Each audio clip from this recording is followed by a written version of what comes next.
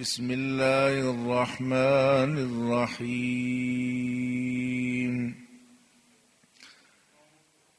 يا أيها الذين آمنوا ادخلوا في السلم كافة ولا تتبعوا خطوات الشيطان إنه لكم عدو مبين.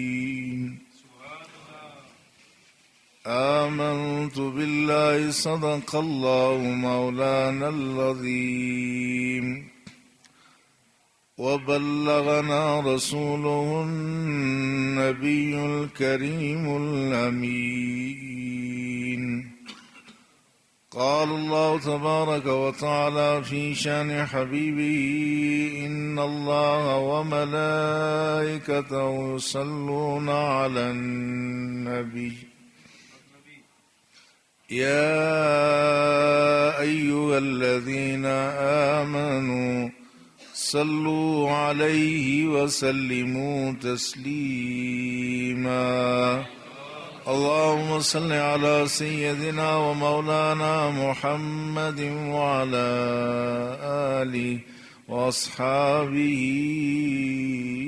أجمعين.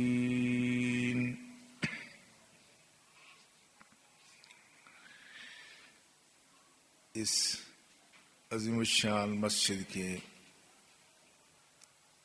خطیب مکرم حضرت علامہ مولانا قاری محمد آصف شاہ صاحب، اس مسجد کے امام اور خادم اور ہم سب کے مخدوم محترم جناب حافظ محمد طارق صاحب زاد اللہ فضلکم، اور دیگر بزرگان قوم و عزیزان ملت، درے کی اس عظیم الشان جامع مسجد کے سامنے سے کئی مرتبہ گزر ہوا اور دیکھ کر بڑی خوشی ہوئی کہ آپ نے اللہ کا یہ گھر بڑی محبت عقیدت سے اور بڑا خوبصورت گھر بنایا ہے. آج اس کی 3 منزلیں اندر سے ہو کے دیکھ کر اندازہ ہوا کہ یہ صرف باہر سے ہی خوبصورت مسجد نہیں، اندر سے بھی خوبصورت ہے. اور مسجدوں کی زیب و زینت، مسجدوں کی خوبصورتی، مسجدوں کی سجاوٹ، یہ اہل ایمان کی اندر کی کیفیت کا اظہار ہوتا ہے. جس محلے میں، جس شہر میں، جس بستی میں خدا کا گھر اجڑا اجڑا سا ہو، وہ اس بات کی علامت ہوتی ہے کہ یہاں کے مکینوں کے باطن کی دنیا اجڑی ہوئی ہے. اور جہاں مسجدیں آباد ہوں، یہ اس بات کا اعلان ہے کہ یہاں کے اہل ایمان مسجدوں سے محبت اور پیار کرتے ہیں، اور ان کے ضمیر بھی اتنے ہی پاکیزہ، روشن، صاف ستھرے ہیں جس طرح یہ مسجد کے در و دیوار ہیں. اللہ مساجد کے ساتھ ہماری اس وابستگی کو قائم و دائم رکھے. اور حافظ محمد طارق صاحب نے جس طرح، جس محنت سے، کوشش سے، کاوش سے اس مسجد کی تعمیر میں اپنا کردار ادا کیا، اللہ ان کو جزائے خیر عطا فرمائے. آج جب ہم یہاں موجود ہیں تو ہمیں اپنے بزرگ ساتھی محترم جناب اسحاق قادری مرحوم کی بھی یاد ستاتی ہے. اللہ ان کی تربت پر بھی اپنی رحمتیں برتیں نازل فرمائے. اس مسجد سے ان کا بھی بڑا ایک قلبی تعلق تھا. سامعین کرام، اس مختصر سی گفتگو میں کتنی ہی تفصیل سے بات ہو سکتی ہے، مگر میں چاہوں گا کہ مومن کی عملی زندگی کے سارے پہلوؤں کی طرف مختصر اشارہ کر دیا جائے. آپ سے یہ حقیقت پوشیدہ نہ ہوگی کہ جس طرح فرد کو ایک خوراک کی ضرورت ہے، مناسب خوراک بچے کو میسر ہو تو کھاتے پیتے گھرانوں کے بچے دور سے نظر آ جاتے ہیں. جن بچوں کو مناسب خوراک صفائی کی سہولتیں میسر نہ ہوں، غریب گھرانے کا بچہ دور سے ہی اس کے خد و خال بتاتے ہیں کہ اس کی ضرورت کے مطابق خوراک نہیں مل رہی ہے. پھر جب بچہ بڑا ہو یا کسی بھی مرحلے پر ہو، بچے جوان ہوتے ہیں، اسی طرح سے ملتیں بھی جوان ہوتی ہیں. جس طرح افراد کو بیماریاں لگتی ہیں، بیماری کی تشخیص ضروری ہے. تشخیص اچھی ہو جائے تو معمولی علاج سے فائدہ ہو جاتا ہے. تشخیص اگر مناسب نہ ہو تو بہت محنت کاوش سے بھی آدمی کو آرام اور سکون نہیں ملتا. آپ کے تجربے اور مشاہدے میں یہ باتیں آتی ہیں کہ آپ اپنے علاقے میں کسی ڈاکٹر سے علاج کراتے ہیں، فائدہ نہیں ہوتا، سی ایم ایچ راولہ کوٹ تک جاتے ہیں، پھر بھی افاقہ نہیں ہوتا. بہت ساری اس دوران دوائیاں آپ نے غیر ضروری کھا لی ہوتی ہیں.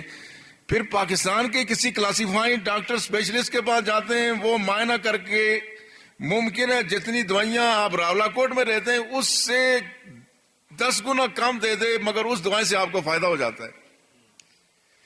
اور جس ڈاکٹر نے آپ کا صحیح علاج شروع کر دیا، دل کا بیمار ہے، اے ایف آئی سی میں وہاں سے علاج کرایا، اس ڈاکٹر نے نسخہ عمر بھر سنبھال کے رکھتا ہے، جب تکلیف ہوئی اسی کا نسخہ استعمال کرتا ہے. پھر اس کے مقابلے میں اگر کوئی مقامی ڈاکٹر، کوئی حکیم، کوئی طبیب کوئی رائے دینا چاہے، آپ اس کی رائے کو قبول نہیں کرتے کہ ہم نے بہت بڑے ڈاکٹر کا علاج کرایا ہے، یہ اس کا نسخہ موجود ہے. اس تمیز کو سامنے رکھتے ہوئے آپ غور فرمائیں تو جس طرح فرد کو جسمانی طور پر تندرست اور توانا رکھنے کے لیے مناسب خوراک کی ضرورت ہے، اسی طرح سے مسلمان کو روحانی طور پر تندرست و توانا رکھنے کے لیے بھی یہ خوراک کی ضرورت ہے.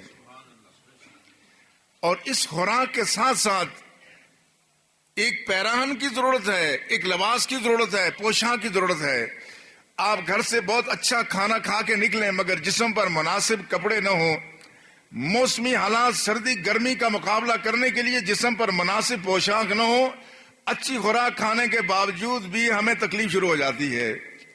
نزلہ ہو گیا، زکام ہو گیا، بات آگے بڑھ کے زیادہ تکلیف ہو سکتی ہے. ہمیں اس جسم کو ڈھانپنے کے لیے مناسب پوشاک کی ضرورت ہے. اور اگر ہم بیمار ہو جائیں تو ہمیں تشخیص کی ضرورت ہے کہ تکلیف کیا ہوئی ہے، اور اس تشخیص کے مطابق علاج کی ضرورت ہے. جس طرح فرد کو یہ چیزیں درکار ہیں، ملتیں اور معاشرے افراد سے بنتے ہیں. افراد کے ہاتھوں میں ہے اقوام کی تقدیر. ہر فرد ہے ملت کے مقدر کا ستارہ. افراد صحت مند ہوں گے جسمانی روحانی طور پر تو معاشرے صحت مند ہوں گے، معاشرے صحت مند ہوں گے تو ریاستیں صحت مند ہوں گی، ریاستیں اگر صحت مند ہوں گی تو ملت ساری عمدہ ہو جائے گی. آج ملت اسلامیہ میں جو زوال ہے اس کی بنیادی وجہ یہ ہے کہ ہم ان بنیادی اصولوں کو نظر انداز کیے ہوئے ہیں، جس کی وجہ سے ایک ملت صحت مند ملت بنتی ہے.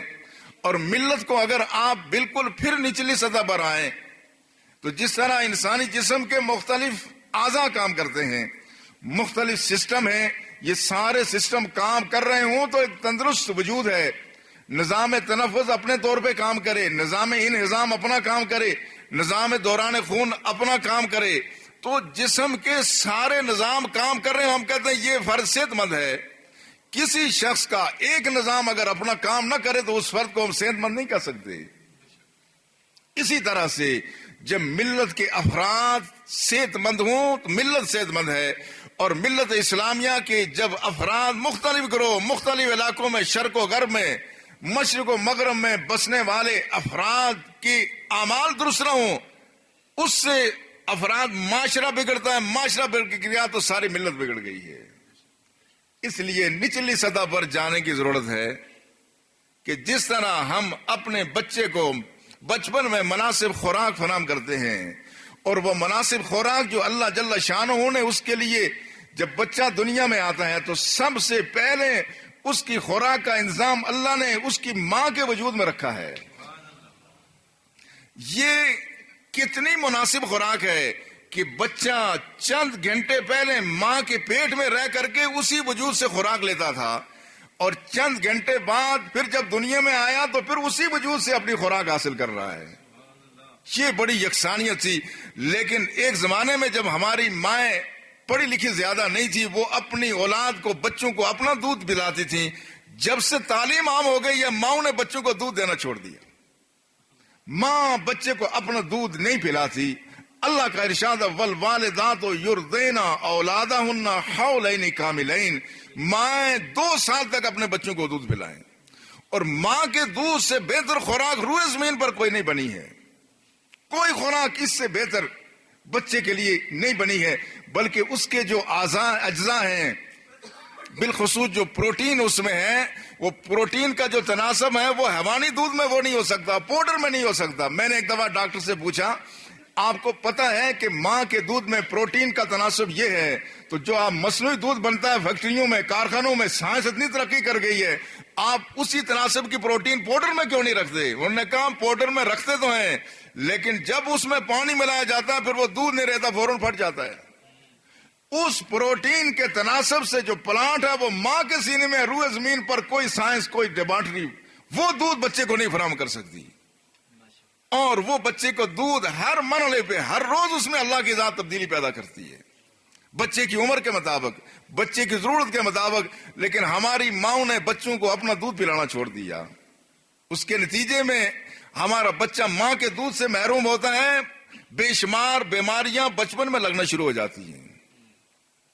پھر بچہ آگے بڑھا، اس کو اگر مناسب خوراک ہم دیں، مناسب ماحول دیں، اور اس کی خوراک کا صحیح انتظام کریں، وہ ایک جسمانی طور پر ایک صحت مند بچہ، اور بچے صحت مند ہیں تو قوم صحت مند ہے، قوم صحت مند ہے تو ملت صحت مند ہے۔ لیکن ہمارے ہاں بچوں کی اب جو پرورش ہوتی ہے، وہ مائیں زیادہ تر اپنا دودھ پلانے کے بجائے پاؤڈر کا دودھ پلاتی ہیں، اور مائیں اب بچوں کو خود نگرانی کرنے کے بجائے نوکروں سے، نوکرانیوں سے، یہ بھی ایک رجحان ہے۔ بڑا آدمی وہی ہے کہ جس کے گھر میں نوکر نوکرانی ہو، بچے کی تربیت اور پرورش نوکر کرے۔ مگر یاد رکھیں، جو مائیں اپنی اولاد کی تربیت نوکروں سے کراتی ہیں، وہ بڑھاپے میں پھر نوکری ان کی خدمت کریں گے، وہ بچے ان کی خدمت نہیں کر سکتے۔ یہ مقافات عمل ہے، اس بات پر توجہ دینی چاہیے۔ لیکن جب بچہ جو بڑا ہوتا ہے، بچہ جب چھوٹا ہے، اس کی جسمانی خوراک زیادہ ہوتی ہے، اس کو کسی روحانی خوراک کی ضرورت نہیں ہے۔ نہ وہ نماز کا پابند ہے، نہ روزے کا پابند ہے، نہ حج زکوٰۃ کا پابند ہے۔ بچہ کوئی بات غلطی بھی کر جائے، اللہ کی ذات اس کی غلطی کو غلطی کہتی نہیں ہے۔ بچے کی زبان سے کوئی بات نکل گئی، وہ شریعت کے خلاف ہے، آداب کے خلاف ہے، شریعت سے کوئی باز پرس نہیں ہے۔ مگر جو ہی بچہ یہ اوپر گیا، 7 سال کی عمر تک گیا، اب اس کے لیے شریعت نے پابندی لگائی ہے کہ اب اس کو نماز کا عادی بنانے کی کوشش کی جائے۔ 10 سال کی عمر تک اگر بچہ نماز نہ پڑھے تو اس صورت میں تاکید ہے کہ بچے کو سختی کر کے نماز پڑھائیں۔ اگرچہ اس میں ابھی نماز فرض نہیں ہے، لیکن جو بچہ اس عمر میں نماز نہیں پڑھے گا، جب نماز فرض ہوگی، بالغ ہوگا، اس وقت بھی وہ شاید نماز نہ پڑھے۔ مسلمانوں کی نسل کو پہلے سے تیار کیا جا رہا ہے۔ یہ نہیں کہ وہ بالغ ہوگا تو اس کو مسجد میں لے جائیں، نہیں، جب نابالغ ہے تو مسجد میں لے جائیں، تاکہ جب بالغ ہو تو مسجد کے ساتھ اس کا دل پہلے سے جڑا ہوا ہو، مسجد کے ساتھ اس کی وابستگی پہلے سے مستحکم ہو، تاکہ مسلمان کی زندگی میں ایک دن بھی ایسا نہ آئے کہ اس کو روحانی خوراک نہ ملے۔ جس طرح جسمانی خوراک اگر بچے کو نہ ملے، اس کے نتیجے میں وہ کمزور ہونا شروع ہو جاتا ہے۔ ایک مرحلے پر اگر وہ خوراک سرے سے ہی وہ بند ہو جائے ایک عرصے تک، تو انسان کی موت واقع ہو سکتی ہے۔ اسی طرح سے اللہ جل شانہ کا ہم پر کتنا احسان ہے، اللہ نے ہماری روحانی خوراک کا انتظام فرمایا ہے۔ جسمانی خوراک کا جہاں تک سوال ہے، آج کی جدید میڈیکل سائنس اس پر تحقیق کر کے اس نتیجے پہ پہنچ گئی ہے کہ بچے کو کس مرحلے پر کتنی خوراک کی ضرورت ہے، اور مغربی دنیا میں ان کی نئی نسل کی عمریں اس لیے بڑھ گئی ہیں کہ وہ ساری چیزیں طبی اصولوں کے مطابق بتاتے ہیں، مگر مغرب کے پاس انسان کی روحانی ترقی اور ضرورت کا کوئی علم نہیں ہے۔ مغرب کے پاس انسان کو جسمانی طور پر تندرست و توانا رکھنے کا سارا انتظام ہے، مگر روحانی طور پر انسان کو کیسے پرورش کرنا ہے، اس کو کیسے عروج پر لے جانا، اس کا کوئی نظام ان کے پاس نہیں ہے۔ لہذا باوجود اس سے کہ ملت اسلامیہ معاشی لحاظ سے، سیاسی لحاظ سے، اقتصادی لحاظ سے، معاشرتی لحاظ سے ابتری کا شکار ہے، لیکن آج بھی مغرب کے ترقی یافتہ دور کا کوئی فرد، اس کو اگر روحانی بے چینی ہوتی ہے تو روحانی بے چینی کے لیے نیو یارک اور لندن کی طرف توجہ نہیں کی جاتی، مکہ اور مدینہ کی طرف توجہ کی جاتی ہے۔ چونکہ جسمانی بیماریوں کا علاج نیو یارک میں ہوگا، واشنگٹن میں ہوگا، لندن میں ہوگا، پیرس میں ہوگا، مگر روحانی بیماری کا علاج ہوا تو مکہ المکرمہ اور مدینہ المنورہ کی سرزمین سے ہوگا، یا وہاں سے ہوگا جن لوگوں کا تعلق اس سرزمین سے ہے۔ اسی لیے تو اہل مغرب تیزی سے اسلام میں داخل ہو رہے ہیں، ہماری وجہ سے نہیں، اپنی روحانی ضرورتوں کے مطابق داخل ہو رہے ہیں۔ وہ لوگ آتے ہیں اور آ کر کے اس دین کے پاس جب آتے ہیں، آنے کے بعد انہیں اس کی عظمت کا اندازہ ہو جاتا ہے اور وہ اس دین کو گلے سے لگاتے ہیں، اس سے پیار کرتے ہیں۔ میں ابھی برطانیہ میں تھا تو وہاں مجھے بتایا گیا کہ میرپور کے علاقے کی کوئی لڑکی تھی اور وہ وہاں کلب میں گئی تو کلب میں کسی گورے کے ساتھ شناسائی ہو گئی، اور جب شناسائی ہو گئی تو والدین سے کہا کہ میں فلاں گورے سے شادی کروں گی۔ والدین نے سمجھایا، اس لیے سمجھایا کہ اگر گورے کے ساتھ بیٹی چلی گئی تو بدنامی ہو جائے گی برادری میں، کنبے میں، قبیلے میں۔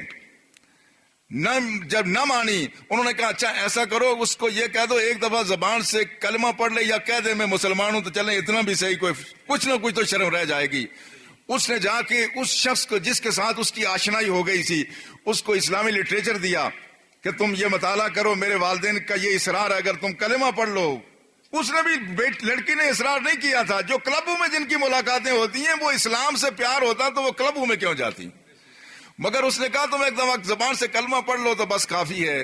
اس نے لٹریچر کا مطالعہ کیا، اس کے بعد جس دن ان کا آپس میں باقاعدہ نکاح ہوا، نکاح ہونے کے بعد اس نے اس لڑکی کے والدین کو بلایا، بٹھایا، کہا دیکھو اس نے جو مجھے اسلام کے بارے میں لٹریچر دیا، وہ لٹریچر میں نے پڑھا، میں اب اسلام کو سمجھ گیا ہوں، میں سمجھ گیا ہوں، اور میں آپ کو بتانا چاہتا ہوں کہ اگر آپ کی بیٹی میرے نکاح میں آنے کے بعد کل سے اگر یہ بے پردہ باہر نکلی تو اس کا میرے ساتھ کوئی رشتہ باقی نہیں رہے گا، چونکہ میں نے دین میں پڑھ لیا ہے کہ دین اسلام میں پردے کی پابندی ہے۔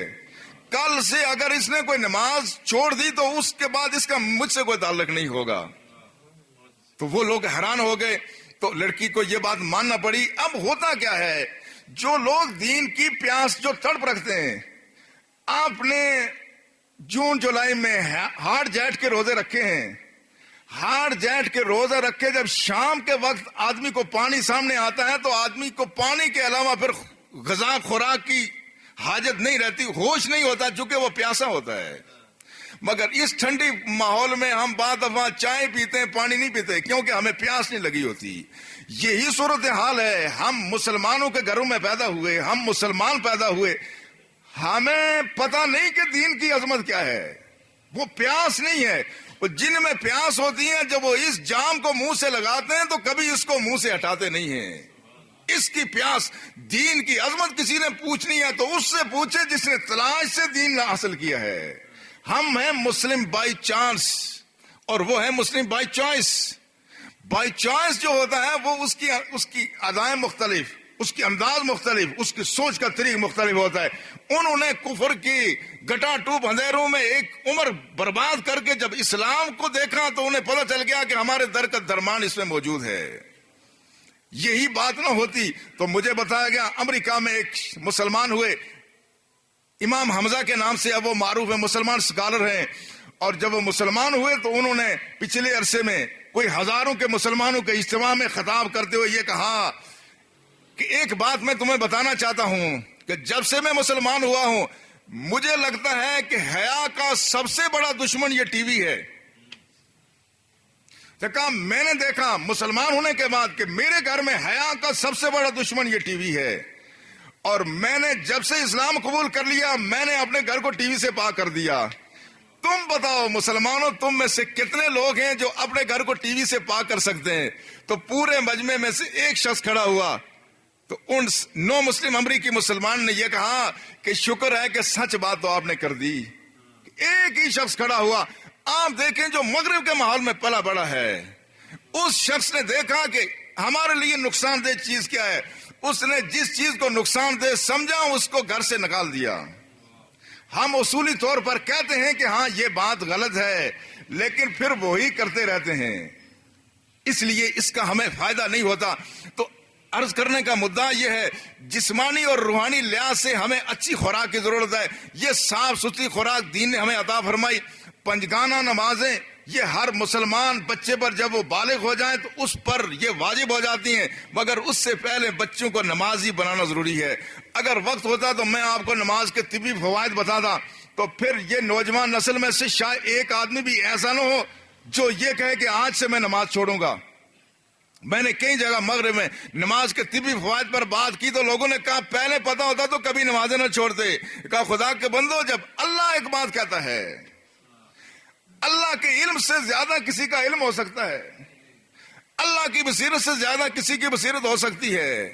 اس رب کریم نے جس نے ہمیں یہ وجود عطا فرمایا, اس وجود کی ساری کیفیات, اور طبی اسلام میں کہیں تو ہماری کیمسٹری سے وہ واقف ہے.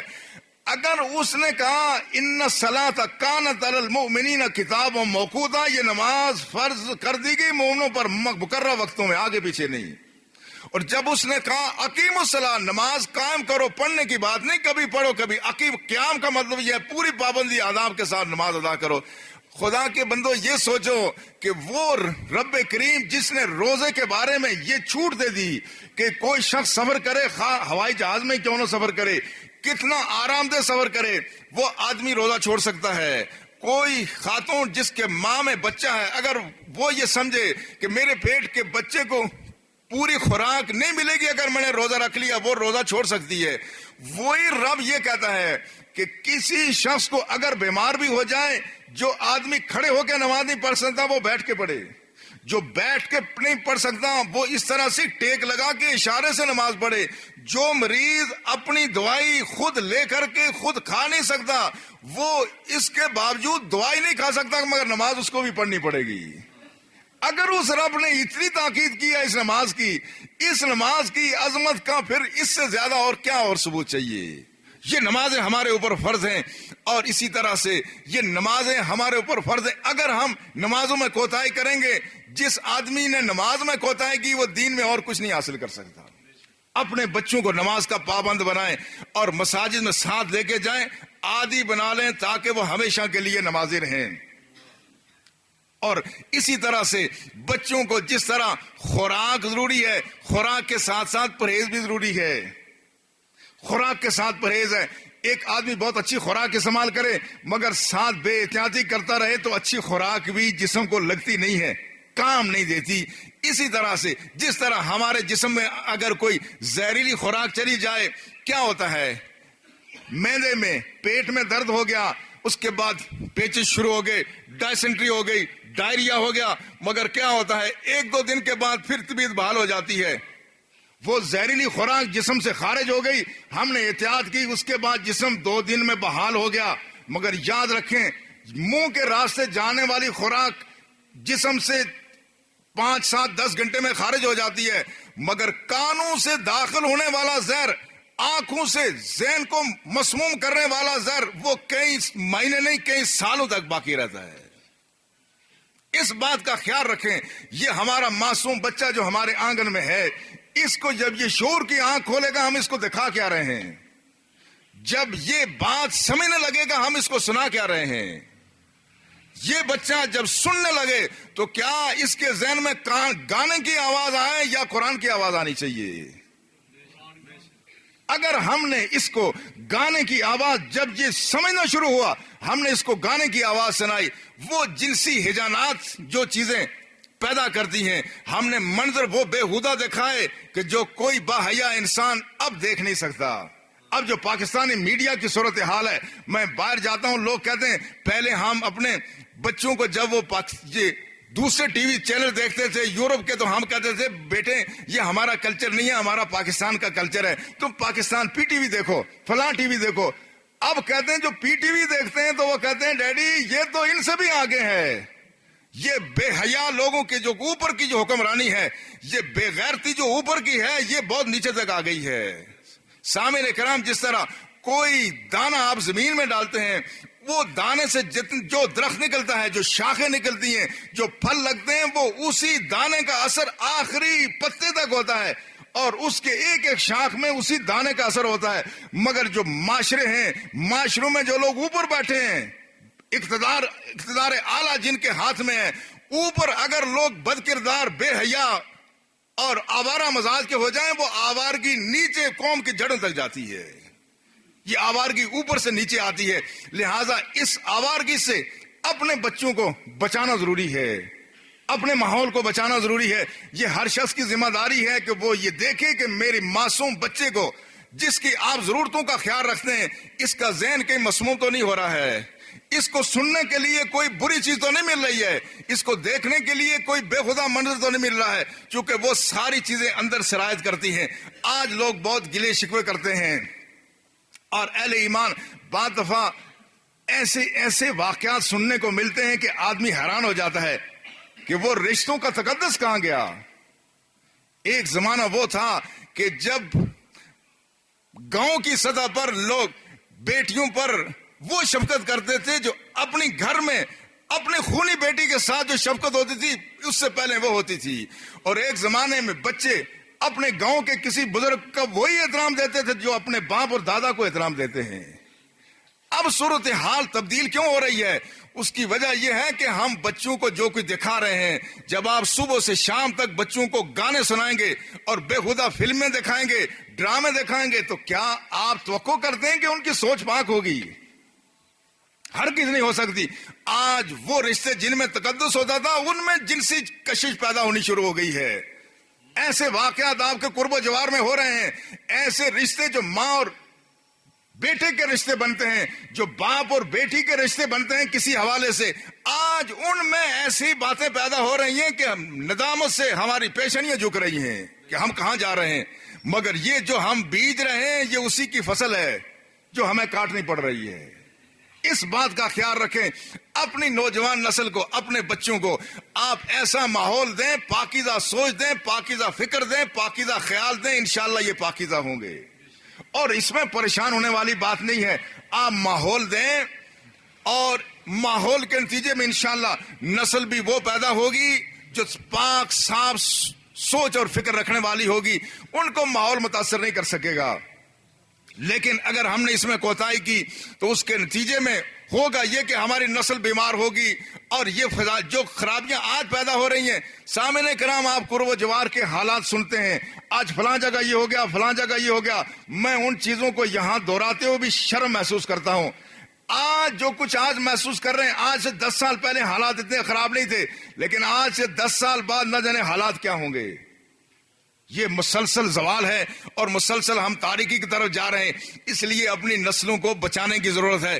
اور یہ بیماریاں جب لگ جائیں، اب اس ملت کی جو اصل بیماری تھی وہ کچھ اور تھی، لیکن ہم نے بالخصوص جو ملت کے معالج ہیں، ملت کے معالج کون ہیں؟ روحانی معالج علماء ہیں، مشائخ ہیں، محراب اور منبر کے وارث اس قوم کے روحانی معالج ہیں، جو بیماریوں کی بر وقت نشاندہی کرتے ہیں، اس کا علاج تجویز کرتے ہیں۔ ہم معالج ہیں، لیکن یاد رکھیں اگر کوئی شخص ڈاکٹر بیمار ہو، ایک دل کی بیماری کا شکار ڈاکٹر جس کو خود ہارٹ اٹیک ہو گیا ہو، وہ کسی بھی دل کے پیشنٹ کا علاج کر سکتا ہے، خود بیمار ڈاکٹر مریض کا علاج کر سکتا ہے، مگر بیمار عالم، بیمار خطیب، بیمار مبلغ جو روحانی طور پر بیمار ہو، وہ کسی کا علاج نہیں کر سکتا۔ چونکہ یہ معاملات بڑے نازک ہیں، یہ اس طرح کی بات نہیں ہے کہ آپ نے نسخہ تجویز کر دیا، ڈاکٹر کو خود کھانسی ہے تو کھانسی کی دوائی دے دی تو دوسرا فائدہ پا جائے گا۔ نہیں، یہاں اگر خطیب خود اس کا ذہن تنگ ہے، وہ اگر کسی کا علاج کرے گا تو وہ کبھی اس کو کھلا ذہن نہیں دے سکتا۔ اگر ہم باکردار نہیں ہوں گے، معاشرے میں ہم کوئی تبدیلی رونما نہیں کر سکتے۔ اس لیے میں صرف یہ عرض کرنا چاہتا ہوں، اس ملت کے مسائل تو بہت سارے ہیں، لیکن وہ مسائل جن کا رسول اللہ صلی اللہ علیہ وسلم نے ذکر کیا تھا کہ مجموعی طور پر بعد میں کیا ہونے والا ہے، آج ہم نے اس کو ترک کر دیا ہے۔ وہ رسول اللہ صلی اللہ علیہ وسلم کا آخری خطبہ تھا۔ اللہ کے رسول دنیا سے اب تشریف لے جانے والے ہیں، اب واپسی کا سفر، اس کے لیے رخت سفر باندھی جا رہی ہے۔ حجۃ الوداع کا خطبہ تو ہو گیا تھا جب رسول اللہ مدینہ طیبہ تشریف لائے۔ مدینہ طیبہ میں بخاری کی روایت ہے، رسول اللہ صلی اللہ علیہ وسلم شہداء احد کے مزارات پہ تشریف لے گئے، وہاں جا کے فصلی صلاۃ المودع للاحیاء والاموات، رسول اللہ نے احد کے شہداء کے مزارات پر جو دعا کی، صحابہ کہتے ہیں لگتا یہ تھا کہ رسول اللہ اب زندوں سے بھی الوداع ہو رہے ہیں اور شہداء اور مردوں سے بھی الوداع ہونے والے ہیں۔ وہاں جا کر کے آپ نے ان کے لیے دعا کی، وہاں سے فطلع المنبر، رسول اللہ پھر ممبر پر تشریف لائے۔ فطلع المنبر، رسول اللہ ممبر پر تشریف لائے اور رسول اللہ نے یہ زندگی کا آخری خطبہ ارشاد فرمایا۔ آپ ذرا اندازہ فرمائیں، وہ اللہ کے رسول جو خاتم الرسول ہیں، جن کے بعد اب کوئی نبی قیامت تک وحی نہیں آئے گی، ان کے بعد آسمان سے الہامی ہدایت کا سلسلہ ہمیشہ کے لیے منقطع ہو گیا۔ اللہ کے رسول اب دنیا سے تشریف لے جانے کی تیاری کر رہے ہیں، اب آخری خطبہ ارشاد فرما رہے ہیں، اور رسول اللہ نے فرمایا انا بین ایدیکم فرت، فرمایا میں تم سے پہلے جا رہا ہوں، وَإِنَّ مَوْعِدَكُمُ الْحَوْض، اب تمہاری اور میری جو اجتماعی ملاقات وہ حوض کوثر پہ ہوگی، وَإِنِّي أَنظُرُ إِلَيْهِ مِن مَقَامِ هَذَا، کہا میں مسجد نبوی کے منبر پر بیٹھ کر کے حوض کوثر کو یہاں سے دیکھ رہا ہوں۔ پھر رسول اللہ صلی اللہ علیہ وسلم نے فرمایا وَأَنَا عَلَيْكُمْ شہید، میں تم پر گواہ ہوں، میں تمہارے اعمال پر اللہ کے حضور گواہی دوں گا۔ پھر فرمایا انی لست اخشى علیکم ان تشرکوا بعدی، فرمایا میں ہرگز اس بات سے خائف نہیں ہوں کہ تم میرے بعد مشرک ہو جاؤ گے، ولیکن اخشى علیکم الدنیا ان تنافسوها، فرمایا مجھے خوف اس بات کا ہے کہ تم دنیا میں پھنس جاؤ گے۔ ایک دوسری حدیث میں آپ نے قسم کھائی، واللہ خدا کی قسم، لا اخاف علیکم ان تشرکوا بعدی، مجھے خوف نہیں ہے کہ صحابہ تم، اور ایک روایت میں امت کا لفظ ہے کہ قیامت تک میری امت کبھی اب مشرک نہیں ہوگی۔ ہاں ولیکن اخشى علیکم الدنیا، ہاں مجھے خوف ہے کہ تم دنیا میں پھنس جاؤ گے۔ اور دوسری جگہ فرمایا لا ترجعوا بعدی کفارا، یاد رکھنا میرے بعد کفر کی روش پہ نہ چلنا، یقتل بعضکم بعضا، کہ تم ایک دوسرے کی گردیں اڑانا شروع کر دو۔ اب اس ملت کے لیے جو رسول اللہ صلی اللہ علیہ وسلم نے ضمانت دی ہے، وہ ضمانت کیا تھی؟ ضمانت یہ ہے کہ یہ ملت اسلامیہ شرک کبھی نہیں کرے گی۔ انفرادی طور پر کوئی جاہل کوئی بات کر سکتا ہے، مگر یہ اس ملت کا جو اجتماعی مسئلہ ہے، اجتماعی مرض، کبھی شرک نہیں ہوگا۔ اور آپ دیکھتے ہیں موسیٰ علیہ السلام کوہ طور پر گئے اور وہاں تھوڑی سی دیر ہو گئی، واپس آ کے دیکھا تو آدھے سے زیادہ لوگ مشرک ہو گئے تھے۔ انہوں نے کہا موسیٰ یہ جس طرح وہ دوسرے لوگ ہیں ان کے بت ہیں تو ہمیں بھی ذرا بت بنا کے دینا، ہم بھی پوجیں۔ بچڑے کی پوجا میں لگ گئے، لیکن 1400 سال گزر گئے ہیں۔ اس ملت کی عظمت یہ ہے کہ یہ آج تک اس نے شرک نہیں کیا ہے۔ میں اگر آپ سے پوچھوں کیا آپ میں سے کسی نے آج تک کسی درخت کو سجدہ کیا، کسی قبر کو سجدہ کیا، کسی انسان کو سجدہ کیا؟ ہرگز نہیں کیا، اور یہ ملت ایسا کر نہیں سکتی۔ تو دنیا کے معاشروں میں کوئی چیز، کوئی اگر رائے کام کیے جائے تو اس کو کہتے ہیں اسٹیٹسٹیکل ڈاٹا ہونا چاہیے۔ یہ ڈاٹا جمع کر کے نتیجہ اخذ کیا جاتا ہے کہ یہ ملت یہ غیر اللہ کو نہیں پوجے گی، یہ بتوں کو نہیں پوجے گی، قبروں کو نہیں پوجے گی، شجر و حجر کو نہیں پوجے گی، لیکن فرمایا مجھے خطرہ ہے کہ تم خواہشات نفس کا شکار ہو جاؤ گے۔ اور رسول اللہ فرمایا مجھے خطرہ کس بات کا ہے؟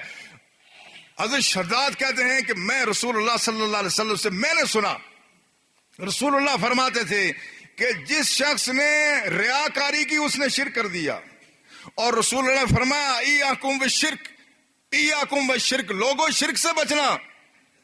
پھر فرمایا یہ شرک کون سا ہے؟ یہ نیت اور ارادے کا شرک ہے۔ اور فرمایا انہ اخفی من دبیب النمل فی لیل مظلم، فرمایا یہ جو نیت کا شرک ہے، ریاکاری ہے، بندوں کے سامنے اپنا تقوی ظاہر کرنا ہے، اپنی پارسائی ظاہر کرنا ہے، فرمایا یہ ایسی خوفناک چیز ہے، اس کا پہچاننا اتنا مشکل ہے جس طرح رات کی تاریکی میں چٹیل پتھر کے اوپر اگر کوئی چینٹی گزر جائے تو اس کا کوئی نشان کو دیکھ سکتا ہے؟ نہیں دیکھ سکتا۔ فرمایا یہ نیتوں میں فساد آ جائے گا، اور یہ جو اندر کا انسان کا من ہے، اس میں ریاکاری پیدا ہو جائے گی۔ اگر میں آپ میں سے کسی سے پوچھوں کیا آپ میں کوئی شخص ایسا ہے کہ جس نے کبھی ریاکاری نہ کی ہو؟ ممکن ہے کچھ ہوں گے، مگر مجھ سے اگر آپ پوچھیں تو میں یہ بات نہیں کہہ سکتا۔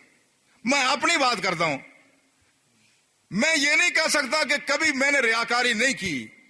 اور ہر شخص اپنے دل پر ہاتھ رکھ کے یہ سوچے کہ کیا اس نے کبھی زندگی میں کوئی ریاکاری کی یا نہیں، یا نیک عمل کیا۔ ریاکاری کیا ہوتی ہے؟ نیک عمل کریں اور کہیں کہ دوسرا آدمی دیکھ لے یا اس پہ تعریف کر لے۔ کیا ہم نیکی کر کے بے چین نہیں ہو جاتے کہ ہمارے نیکی کا کسی کو پتہ چل جائے؟ کیا یہ بات درست ہے یا نہیں؟ اس لیے صوفیاء نے کہا المخلص من یکتم حسنات کما یکتم سیئات، ہم کہتے ہیں ہم مخلص ہیں۔ صوفیاء نے کہا مخلص وہ شخص ہے جو اپنی نیکیوں کو بھی ایسے چھپائے جس طرح اپنی برائیوں کو چھپاتا ہے کوئی ہم میں سے ایسا شخص جو اپنی نیکی پہ ایسا پردہ ڈالے جس طرح برائی پہ ڈالتا ہے؟ کوئی نہیں کر سکتا۔ اس کا مطلب یہ ہو گیا ہماری بیماری اور ہے۔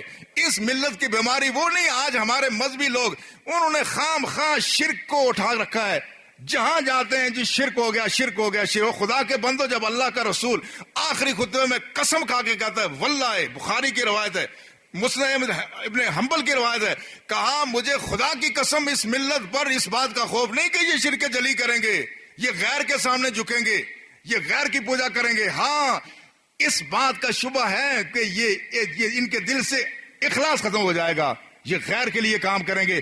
آج اس ملت کا ایک المیہ یہ بھی ہے، ہمارے بہت سارے مبلغین، ہمارے دینی حلقے اس چیز کو مسئلہ بنا رہے ہیں جو اس ملت کا مسئلہ نہیں ہے، نان ایشو کو ایشو بنایا ہوا ہے۔ ساری توانائی خام خواہ یہاں ضائع ہو رہی ہے۔ اس ملت کا یہ مسئلہ نہیں ہے، اس ملت کا مسئلہ ہے، اس دور کا جو سب سے بڑا فتنہ ہے وہ بے حیائی ہے، وہ عریانی ہے، اور اس ملت کا سب سے بڑا مسئلہ وہ حرام خوری ہے۔ اس ملت کا مسئلہ بتوں کی پوجا نہیں ہے، اس ملت کا اصل مسئلہ حرام کھانا ہے۔ آج حلال و حرام کی تمیز ختم ہو رہی ہے۔ رسول اللہ صلی اللہ علیہ وسلم نے فرمایا، یاتی علی الناس زمان لا یبال المرء من این اخذ من الحرام ام من الحلال ام من الحرام۔ فرمایا ایک زمانہ ایسا آئے گا کہ لوگوں کو اس بات کی پرواہ نہیں ہوگی کہ پیسہ کہاں سے آ رہا ہے، حلال سے آ رہا ہے یا حرام سے آ رہا ہے۔ یہ وہ زمانہ ہے کہ اب ہمیں حلال و حرام کی تمیز، میں اجتماعی طور پہ بات کرتا ہوں، آج بھی ملت میں ایسے حلال خور لوگ موجود ہیں، خدا سے ڈرنے والے ایسے متقی لوگ موجود ہیں جن کے پاکیزہ وجود کی وجہ سے اللہ نے ہمارا بھرم رکھا ہوا ہے۔ لیکن مجموعی طور پہ صورتحال یہ ہے، آج حلال حرام کی تمیز ختم ہو رہی ہے۔ لوگوں کی ہوس دنیا کی ایسی ہے، جن کے اربوں کھربوں کے اثاثے ہیں وہ مزید اس قوم کو لوٹ رہے ہیں۔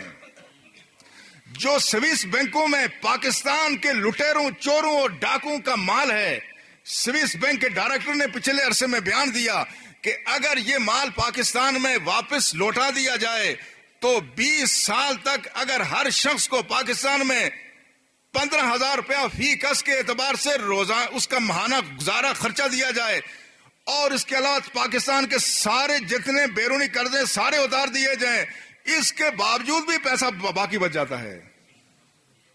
مگر ان لوگوں کی ہوس ختم نہیں ہو رہی ہے۔ یہ ہے اس دور کا مسئلہ، اوپر سے نیچے تک حرام خور اوپر بھی بیٹھے ہوئے، نیچے بھی۔ آج ہمارے درمیان یہ تمیز ختم ہو گئی، اس کے نتیجے میں بے برکتی پیدا ہو رہی ہے۔ آج اگر ہم حلال کھانے کا فیصلہ کر لیں، ہر شخص وہ سرکاری ملازم ہے یا پرائیویٹ کسی کمپنی کا ملازم ہے، جہاں بھی ہے ہم میں سے ہر شخص یہ فیصلہ کرے کہ میں نے حلال کھانا ہے، آپ دیکھیں کل ہی صورتحال تبدیل ہو جائے گی۔ جس طرح زہر آلودہ خوراک ہمارے جسم میں جائے، ہمارا سسٹم سارا متاثر ہو جاتا ہے، نظام انہضام متاثر ہو گیا، نظام دوران خون متاثر ہو گیا، نظام تنفس متاثر ہو گیا۔ حلال حرام کا لقمہ پیٹ میں گیا، نماز آدمی پڑھتا ہے مگر وہ نماز میں حلاوت نہیں ہے۔ آدمی ذکر اذکار کرتا ہے اس میں حلاوت نہیں ہے، بلکہ مرکات شرح مشکات میں ان کے شاعر نے لکھا ہے جو شخص حرام پیسہ خرچ کر کے ثواب کی امید رکھے وہ کافر ہو جاتا ہے۔ جو شخص حرام کا پیسہ رائے خدا میں دیکھ کر کے وہ ثواب کی امید رکھے وہ شخص دائرہ اسلام سے خارج ہو جاتا ہے۔ اس لیے کہ آپ کسی شخص کو کوئی گندی چیز دے دیں تو